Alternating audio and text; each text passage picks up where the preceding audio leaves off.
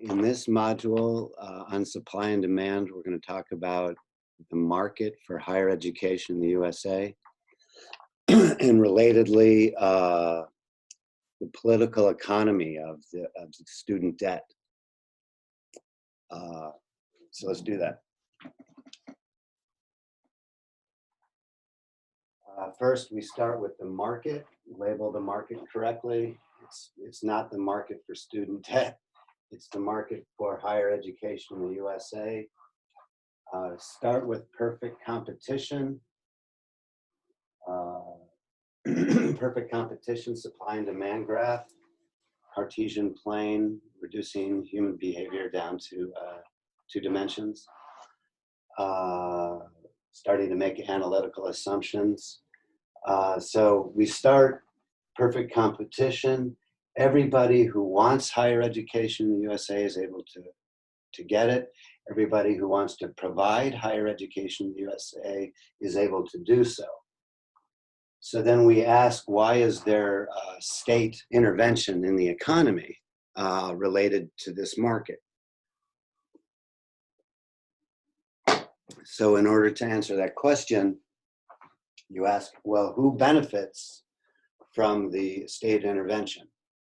And who benefits, in this case, guaranteed student loans. And there's 2 types of guarantees. The Republicans did it by guaranteeing bank loans. And then the Democrats do it by the government directly lending to students. So who benefits from those interventions? Well, the banks do, because they make interest payments and fees, right? The state benefits because the states and the university benefit, and the accredited universities benefit because it's a symbiotic relationship. By subsidizing demand for higher education, you get tuition increases. And the university then benefits from those tuition increases. And then the state benefits because the university then supports the state's programs, right? The state's interventions. So what happens then when you subsidize student loans, more people would have the incentive to go to college than if you had not subsidized student loans. So what happens is the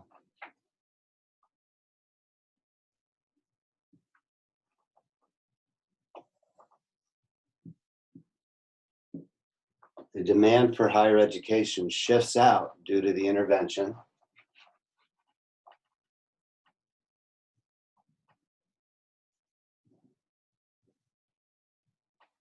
You're getting more people going to college. More people than would be going to college had there not been the intervention.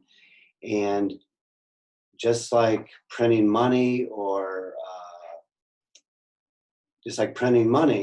the more money there is, the less value is the money. So the more people that go to college, the less value is a college degree. So what also happens is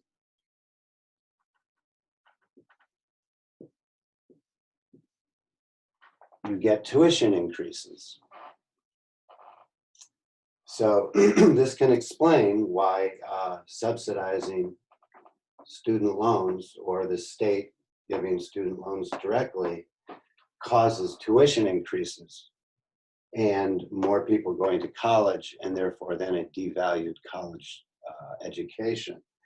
And then what happened, and so who loses? The students then have to pay more for a college education, which is worth less because more people are going to college. And then the economy also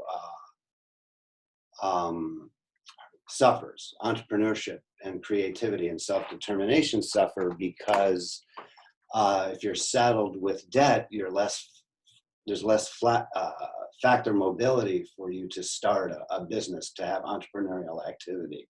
And that's where the creativity comes from in the economy, our entrepreneurs creating value for others. And then also what happens, a big problem, of course, now, especially or the coronavirus, one of the things that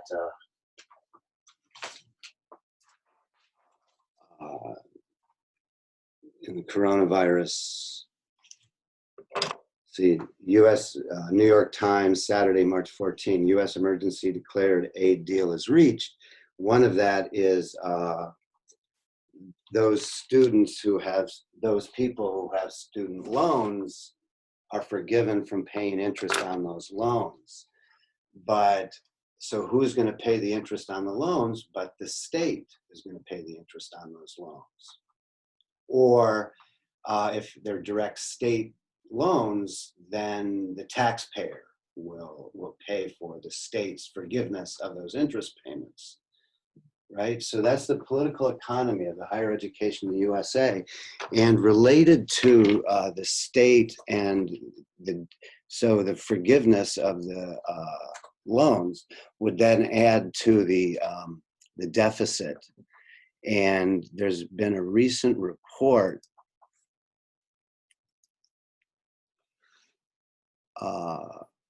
and they've been saying the same thing for 30 years. So it's not, at least since I've been studying this stuff, so it's not that big of a surprise that the nation's fiscal health action is needed to address the federal government's future. And the biggest items which need to be reformed is the social welfare state. Medicare spending, Social Security spending are the biggest out of control items. Are the biggest out of control items.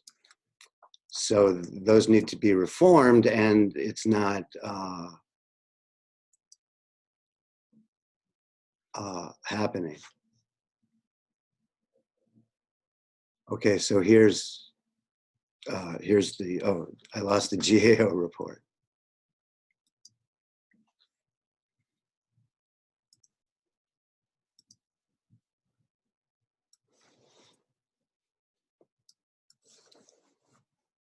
So here's the GAO report, the General Accountability Office report, March 12, 2020, showing the continued bankruptcy of the welfare state, especially due to the social welfare programs under the utilitarianism that we have.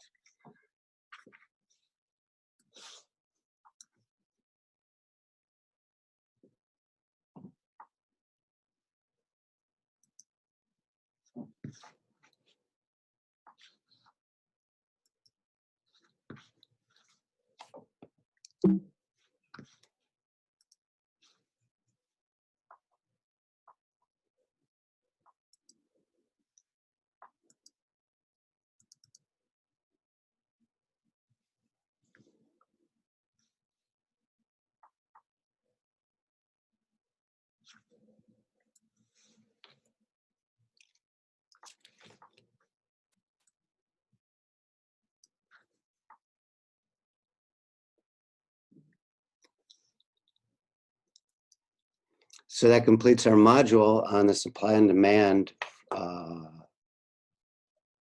in the market for higher education in the USA. Thank you.